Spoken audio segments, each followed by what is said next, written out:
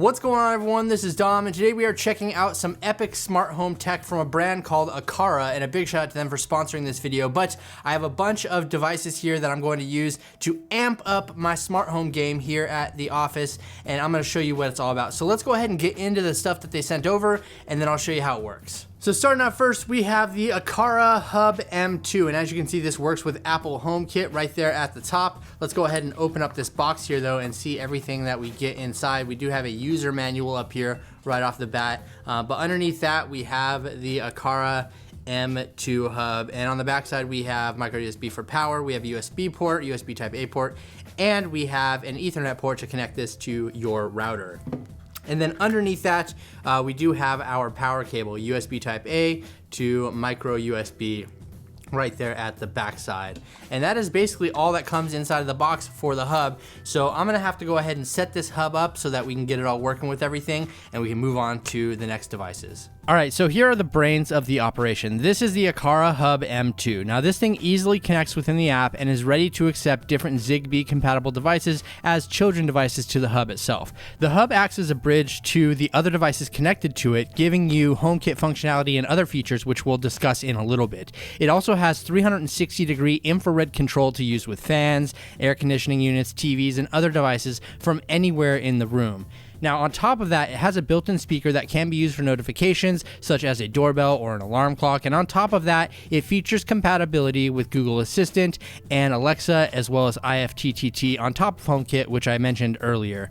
Now, it also features an Ethernet port, which I previously mentioned, but it can connect to your network via wireless 2.4 gigahertz Wi-Fi as well, giving you the ultimate of flexibility in terms of how you set this up inside of your home. But overall, it's a pretty solid hub, and I definitely recommend it. So up next, we have the wireless mini switch, and this can be used to control devices. It can be used to control scenes. It actually has a 2-year battery life, and it is Zigbee as well, and we have configurable actions with this plug right here. But inside of the box, let's just go ahead and open this up here real quick. We do have a little sticky pad right there in case you want to stick it to something. And then inside of the box, we have the wireless switch itself, which is right here. And on the back side of that, it does have a sticky pad already installed on it in case, like I said, you want to stick this to a wall or to a desk so it doesn't fall off. And all you do is press the button to be able to control it once it's hooked up to everything. So I'm gonna go ahead and get this set up and we'll see what it's all about. The wireless mini switch from Aqara is pretty straightforward. Once you're connected to the hub, you can set up a single press, double press, and a long press to control different programmable functions such as turning a light on and off, setting a scene inside of your house, and many, many more things. It can be used as an emergency notification button as well to notify your device when it has been pressed, and on top of that, it can also function as a doorbell when connected to the Aqara hub. It's a handy little switch with 2-year battery life, which is pretty solid, and overall I think that it works well with the entire setup here to be able to control lights and different scenes from within inside of my house. Next up, we have the Aqara LED Strip T1, and this works with the hub that I showed you a little earlier. Inside of the box here, we do have the LED strip itself, nicely wound up. Look at how nice that is. Ooh, I don't know, that just makes me feel all good inside seeing how nicely wound this is inside of the box. Underneath that, we do have a manual here that you can use to find out more about the LED strip if you choose to do so. And then under here we have some accessory packages, the first of which being our power adapter. So we have our power adapter right here that you can use to plug it into the wall. You just select your correct plug there, and that just snaps on there like so. And so we have our wall adapter, and then right here we have the brains of the unit, which plugs into the LED strip and gives us the option to set it to work with music. And then we have power and a cycle button right there. And then this plugs into the power adapter into the wall. So this is how the functionality comes with everything. You plug this brain into the light strip here, and you're able to kind of do everything with that. So that being said, I'm gonna find a good place to put these LED strips. We'll check them out and just see how bright they are and see how they work, and I'll tell you what I think. Next, we have the Light Strip T1, which is about as straightforward as you can get. The Light Strip connects to the hub, which can be controlled via HomeKit, which is my favorite feature, and offers 6.5 feet of length to fit almost anything you need. But on top of that, it's also extendable up to 32.8 feet with purchasable extension strips. Now, the strip has 10 segments as well, which are individually controllable for cool gradient color look, and overall I think that it's a pretty nice light strip. Like I said, it's a light strip and those are pretty straightforward, but I do like how this one connects to the Aqara hub and is controllable via HomeKit. That's definitely my favorite feature of it all. Next here we have a smart plug from Aqara, and this is pretty nice here. It does have remote control ability via the app. We have energy monitoring, you can set schedules, and it has overload and overheat protection as well.